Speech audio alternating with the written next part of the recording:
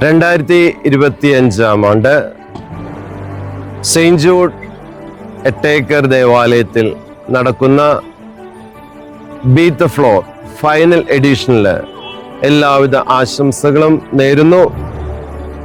Thykoodam Saint Rafale ഇടവകയിൽ നിന്നും 2 വർഷത്തെ മത്സരത്തിൻ്റെ വിജയികളായതിൻ്റെ ആത്മവിശ്വാസത്തോടുകൂടെ ഞങ്ങളും ഉണ്ടായിരിക്കും.